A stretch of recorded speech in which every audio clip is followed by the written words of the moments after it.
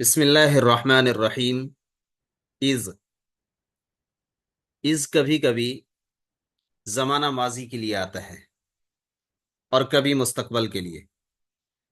یہ اکثر زمانہ ماضی کے لیے آتا ہے۔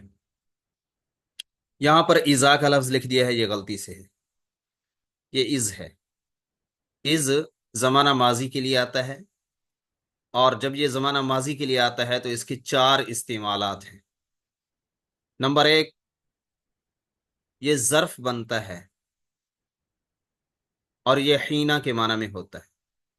الشاہد، اس کی مثال، شاہد معنی مثال، فقد نصرہ اللہ اذ اخرجہ الذین کفروا۔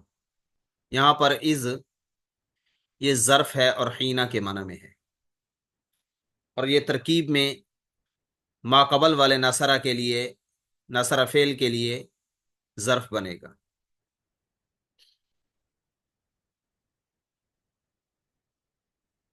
نمبر دو، وتکون مفعولا به، اور یہ از مفعول به بھی بنتا ہے۔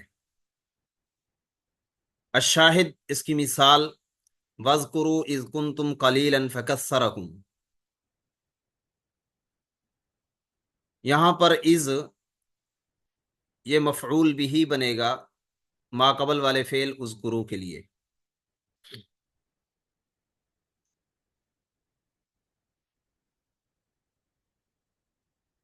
نمبر تین، وَتَكُونُ بَدَلًا مِّنَ الْمَفْعُولِ بِهِ، اور یہ مفعول بھی سے بدل بھی بنتا ہے۔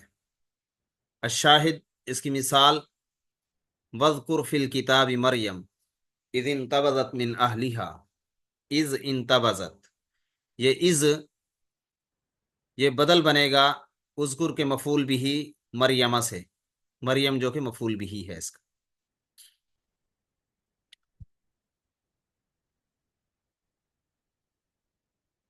نمبر چار، وقد تأتی مضافا الیہا، اور کبھی کبھار یہ مضاف الیہ بنتا ہے، اور یہ اس وقت ہے جب اس سے پہلے مذکورہ کلمات میں سے کوئی کلمہ آ جائے، بعد، حین، یوم، قبل، ساعہ۔